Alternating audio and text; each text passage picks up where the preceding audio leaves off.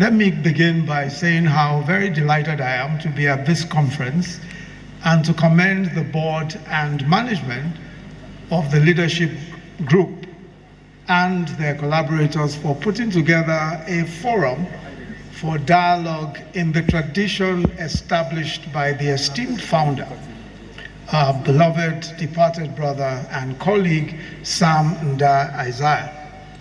It's a privilege indeed to join you in honoring the memory of that great patriot and innovator. Your Excellencies, we are meeting today against the backdrop of economic adversity, inflamed fault lines, and social resentments. We already know, of course, of the insurgencies in the Northeast, kidnappings, and terrorist acts in the Northwest, and threats of secession in parts of the country. In the light of all these challenges, the theme of this conference, National and Regional Insecurity, the role of political and non-political actors in the stabilization and consensus building, is clearly an inspired one. In considering the theme of this event, it's worth noting that often when we explore the concepts of national and regional security, there is a tendency to anchor the discourse around the machinations and intrigues of externally generated vulnerabilities and external adversaries. So we argue often that the problem of state fragility in Africa is on account of the colonial origins of her nation states. The notion, for example, that Nigeria is a hastily and arbitrarily cobbled together patchwork of mutually alienated kingdoms. And as a result, it has remained plagued by fundamental challenges rooted in its founding. Now, this is a popular view, but of course is not the whole truth. It is not even nearly the entire truth. Indeed, it is my view that the colonial beginnings of African nation states does not constitute the sort of immutable obstacle to nation building that it is frequently made out to be. After all, colonialism itself was a historical global phenomenon that spawned nation states everywhere across the world, from Europe and Africa to Asia to North America and South America. And we have examples of many such nations that are successful.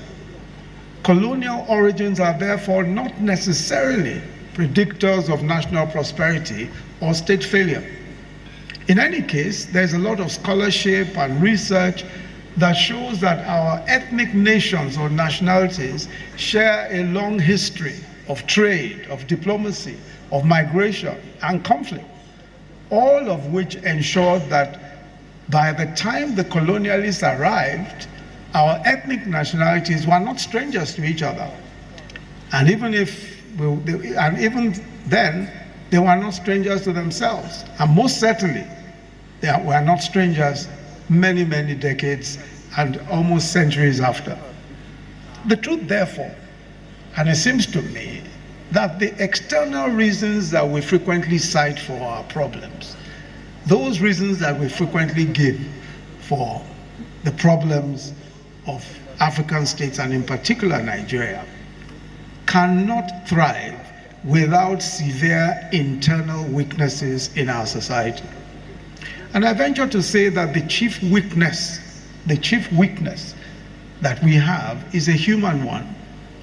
Our elite, our political, economic, and religious elite. An elite that has so far proved to be socially irresponsible. That is, one which either by selfishness, negligence, or ignorance, or a lack of self-awareness, has so far been unable to build the institutions, and more importantly, the social and political consensus upon which a just and orderly society can stand. And because dominance must be premised on some form of consensus, the elite depend on a dubious one, the promotion of tribal and religious fault lines for legitimacy. So where are we today? On a nationwide and region-wide scale, we are seeing challenges to national order driven by profound and pervasive sense of exclusion and marginalization.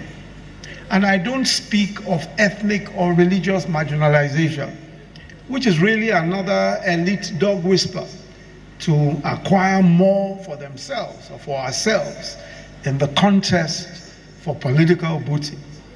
I speak of a division between the have-nots who have no hope and the haves who seem to have it all. So the attacks we see on law and order are themselves symptomatic, and they are driven by emergent critiques of the fabric of order itself. These critiques are manifesting as insurrections and insurgencies along various axes of identity. These rejections of formal institutions may be driven by conceptions of religious obligations, ethnic identities, and generational antipathies, but that is only superficial. What they have in common is that they are patterns of solidarity of those who have no stake in an orderly society, because such a society appears to offer them nothing. And so they are in fundamental violent and implacable opposition to a system that appears to favor only a few. So the recognition that the system is not working optimally for many of our people must inspire a broad-based movement for reform that works to recalibrate and present order and attune it more to the aspirations of the people. To be sure, the cost of reforming the system is considerably less than the cost of letting the system be destroyed in the hope that it can somehow be rebuilt from scratch. That is a risk we cannot afford to take as a nation. So how do we mediate these conflicts? Because if you recall, of course, the subject of this discussion is how to mediate the conflicts. First is consensus building. Consensus building is essentially about finding an acceptable middle ground among contesting options to the resolution of several issues. And there are several issues that need to be resolved, but we must find middle ground in several of these issues.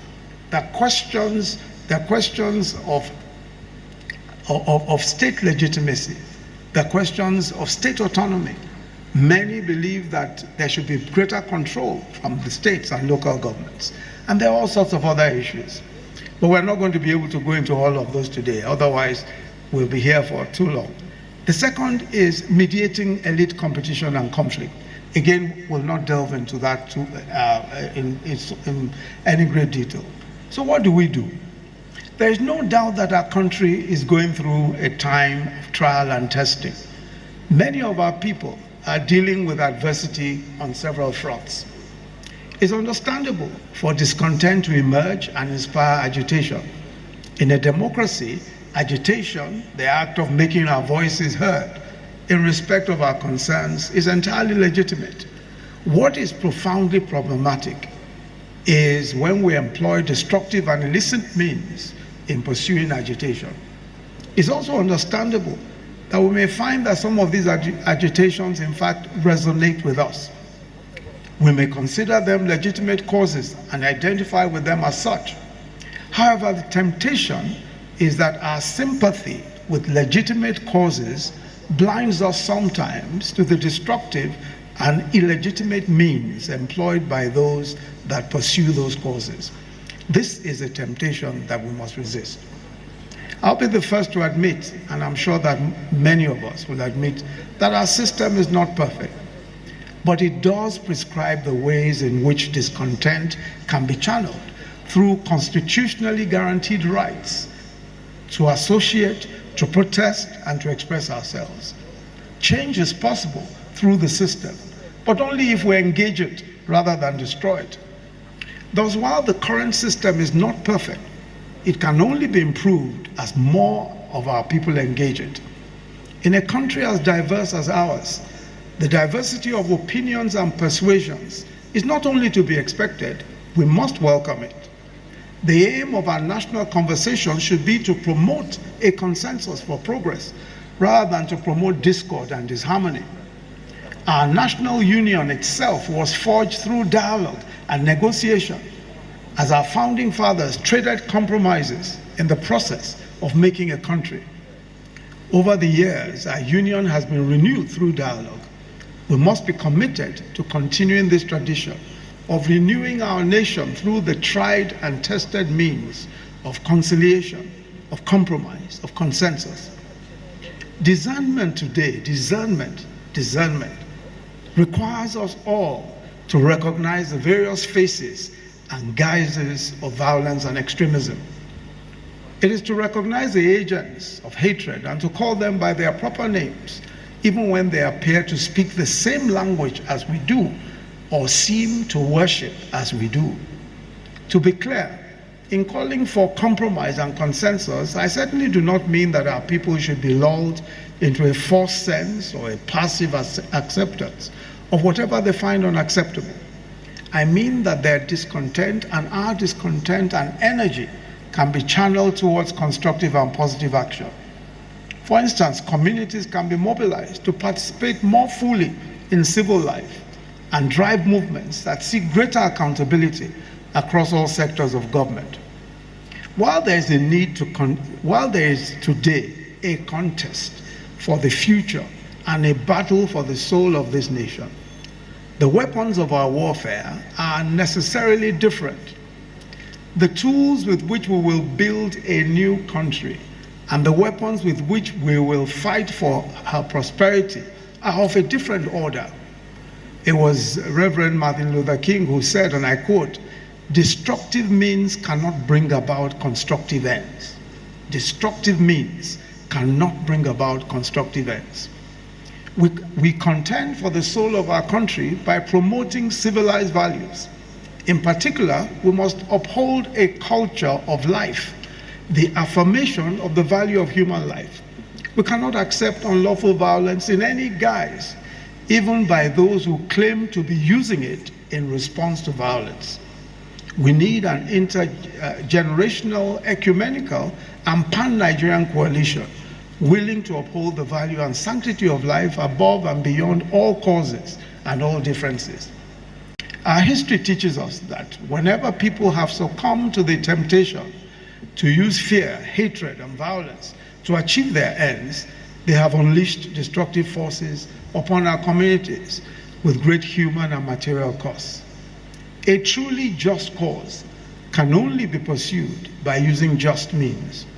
A truly noble cause cannot be attained by ignoble methods. Whatever is gained by violating and oppressing others simply cannot last. Let me be clear. The principal role of the state as far as guaranteeing peace and order is unimpeachable. Our Constitution enshrines the moral imperative of the state by asserting that the security and welfare of the Nigerian people shall be the primary purpose of government. This is the inescapable duty of all of us that are elected to lead, and it is one for which we will be held to account. However, the practical fulfillment of this mandate requires partnerships. It requires that partnerships be forged between the state and civil society, as well as between political and non-political actors. So what should the elite do? And what responsibility does the elite bear? The task before us is that of renewing the social contract, creating more inclusive institutions, growing the economy, and generating opportunities for our population. Two realizations are especially poignant to the point. The first is that this task cannot be accomplished in a climate of socio-political instability. Secondly, no project of social renewal and transformation can succeed without the involvement and indeed the leadership of the elite. The operative principle is the French expression noblesse oblige, which in English simply means nobility obligates. It conveys the idea that because we are the elite, because certain people, religious, economic leaders, political leaders, social leaders, because they belong to an elite, there is a responsibility that comes with being of that status. That responsibility is one that we have no choice but to fulfill. It proposes that the advantage of education, position, wealth, especially in a poor society, comes with the responsibility to think, to develop and implement the big ideas that would create opportunities and livelihood for the majority. The highest office and duty of the elite is sacrifice, sacrifice and more sacrifice. It means that we must be prepared to tell our constituencies the truth, even if it hurts our political fortunes or our popularity. We must be able to say to the young men and women who, for example, say that secession is the only way, or that we should break into little nations, and that is the only way. We must be able to say to them that that is the way of extinction, not development. We must, as religious leaders, be able to tell our adherents, we must be able to tell those who worship the way we worship, that people of other religions are not their enemies, that they are in fact their brothers and sisters. And we must not allow those who will benefit by division and strife to tell them differently. Some of those things may not sound popular, especially in an atmosphere where everyone feels that they are right about whatever it is, or whatever views they hold. But it is the responsibility of the elite to speak the truth, even where the truth does not sound popular. We have received much from Nigeria. We are disproportionately beneficiaries of opportunities, of resources, of advantages, of relationships and other assets that are only possible because we are Nigerian. It is only right that we adopt a sensibility that guides us in giving back to this country that has empowered us so much, and to invest in it in ways that offer returns broader than just our own profit. Those of us in this conference and those of us who are seated here are, by virtue of pedigree and status, members of a highly privileged minority. The contrast between our exceptional circumstances and the material conditions of the majority of our people imposes a moral obligation on us to work for the common good, towards a society that works for all by spreading the circle of opportunity. In times of crisis, the elite must broaden its horizons beyond their specific disciplines and sectors. Accordingly, business leaders understand that it's not enough to focus on making profits. Businesses need a healthy society within which to operate and to make profit. This is why there are now such concepts as corporate social responsibility and good corporate citizenship. It is not at all paradoxical that some of the biggest charities in the world were founded by the greatest capitalists. Legal practitioners, as a distinct elite, must understand that the imperative of transformative leadership in the legal sector today calls for the bar and the bench to insist on the integrity of our system of justice, to insist on the speed of dispensation of cases, and to call out anyone who compromises the system. The media elite must recognize that they have a responsibility to exercise discernment in their deployment of their platforms, and must reflect upon whether they are amplifying the most insensate, the most intemperate, the most incendiary voices in our midst, while marginalizing the voices of reason. The political elite must accept, through policies and actions, that the purpose of power is to better the lives of those we serve and to give the young great hope for the future. Once we put on the lens of social responsibility, different higher imperatives come into play. This is what transformational elitism looks like. So I conclude that in times of crisis, we learn lessons in solidarity and in the value of pulling together. The old rigid dichotomies between the state, the market, and civil society no longer apply. We recognize that the path to the future will be paved by consolidating the interdependence of these sectors. This is why we need a new ethic of collaboration that brings together elements from the public sector, from communities, from corporations, from voluntary associations, from faith groups. And all these groups must jointly work on solutions that we can scale up from the local to the national space, and the elite is integral to this process. Finally, in times of adversity, societies buffeted by uncertainty and anxiety are tempted to drift towards the voices that appeal to our darker impulses, to those that traffic in fear and despair and division. The elites such as are gathered here today must counter such voices by inspiring faith, creative optimism, and solidarity. I personally remain unyielding in my belief that we will prevail over adversity by the strength of our togetherness. The present moment is crying out for leaders that can bring our people together, that can heal the rifts between communities and build bridges across divides of religion, of politics, and of all of the other social consequences that make such a difference to everyone. This too is perhaps the most urgent imperative of transformational elitism today.